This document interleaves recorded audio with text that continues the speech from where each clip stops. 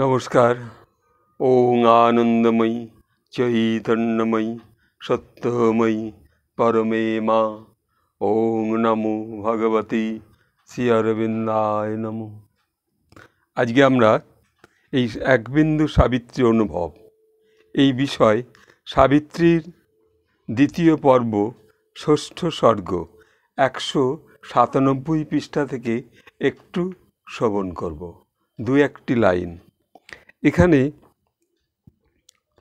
শ্রী অরবিন্দ তার এই সাবিত্রী অনুভবে বলছেন, শ্রদ্ধেয় নলিনীকান্ত গুপ্ত যা আমাদের বাংলায় সুন্দর করে লিখে দিয়েছেন, সেই বিষয় আমরা সেই সাবিত্রীর কয়েকটি লাইন এখানে বলছেন। সত্তা অনুভব করে সত্তাকে দুরন্ত হতে। তাহলে সত্তা, আমাদের সত্তা অনুভব করে দুরান্ত হতে। তাহলে আমরা এখানে আছি, ওইখানে যে দেবত্ব শক্তি, ধরুন মা শ্রী অরবিন্দের যে পণ্ডিচারী আশ্রমের যে রূপ, সেখানে যে শ্রী অরবিন্দ যেখানে ছিলেন, সেই অনুভব আমাদের এইখানে থেকে, কলকাতায় থেকেও আমাদের অনুভব হচ্ছে। এই সত্তা, আমাদের ক্ষুদ্র সত্তা, সেই সত্তাকে দূরান্ত হতে, দূর দূরান্ত থেকে অনুভব করে চলেছেন। আর আমরা সেই অনুভবে কখনো কখনো মাকে পাই অনুভূতির মধ্যে দিয়ে। আবার বলছে, চেতনা চেতনারে দেয় প্রত্যুত্তর। আমার চেতনা, সেই পরম শক্তির চেতনা যেন প্রত্যুত্তর দিয়েছে, যেন প্রত্যুত্তর দিচ্ছে যে হ্যাঁ, আমি তোমার চেতনায় উপস্থিত, তুমি আমার চেতনায় উপস্থিত। এই যেন চেতনা থেকে আরেকটি চেতনার একটা উত্তর পাওয়া যাচ্ছে। কিন্তু এখানে বলছে, তবু কিন্তু নেই সেখানে পরম একাত্ম। সেই একাত্মবোধটা তবু আমরা গড়ে তুলতে পারছি না। চেতনার মধ্যে প্রত্যুত্তর করছে, সত্তা অনুভব করছে সত্তাকে, তবু কিন্তু নেই সেখানে পরম একত্ব। তাহলে সেই ধ্যান আমরা করতে পারছি না, সেই ধ্যানের মধ্যে আমরা যেতে পারছি না, সেই অনুভবের মধ্যে আমরা যেতে পারছি না। কেন?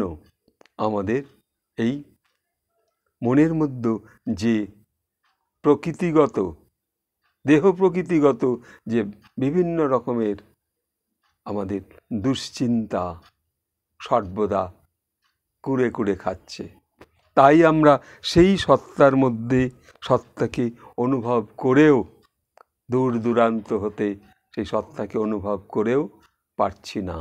কারণ আমাদের মন যেন চঞ্চল। এই চঞ্চলতা আমাদের দূর করতে হবে। এই চঞ্চলতা দূর করতে পারলে আমরা সেই মহৎ প্রকৃতির সত্তা, ডিভাইনের যে শক্তির কাছে আরও পৌঁছতে পারব। তাহলে এর জন্য আমাকে শ্রী অরবিন্দ বলছেন, আমাদেরকে একটু বসতে হবে, একটু নীরব ধ্যানে বসতে হবে। মনে করুন আপনি স্বয়ং শ্রীকৃষ্ণকে অনুভব করছেন সেই অযোধ্যার, সেই বৃন্দাবনের, যে যেখানে মূর্তি দর্শন করেছেন, সেই বৃন্দাবনের যে কৃষ্ণ, সে রাধিকার যে ভাবনা আমাদের সত্তার মধ্যে এসে পৌঁছাচ্ছে, অনুভব করতে পারছি দূর থেকে, দূরান্ত থেকে, যে আমি দেখে এসেছিলাম সেই বৃন্দাবনের স্বয়ং শ্রীকৃষ্ণকে। আবার দেখেছি শ্রী অরবিন্দের সেই সমাধিতে স্বয়ং শ্রীকৃষ্ণের সত্তাকে অনুভব করতে পারছি। চেতনারে দেয় প্রত্যুত্তর। তা আমার চেতনা, সেই চেতনাকে জাগিয়ে তুলছে, আবার সেই চেতনা আমাদের চেতনাকে জাগিয়ে তুলছে। কিন্তু তবু কিন্তু নেই সেখানে পরম একাত্ম, সেই পরম একাত্মর অভাবে আমরা চেতনার সঙ্গে চেতনার যে উত্তরটা পাচ্ছি, যে প্রত্যুত্তরটা পাচ্ছি, যে প্রতি উত্তরটা পাচ্ছি, সেইটা আমরা কাজে লাগাতে পারছি না। তাই শ্রী অরবিন্দ তাঁর এই সাবিত্রী গ্রন্থে বলছেন যে সত্তা অনুভব করে সত্তা কি দুরান্ত হতে, চেতনা চেতনারে দেয় প্রত্যুত্তর, তবু কিন্তু নেই সেখানে পরম একাত্ম।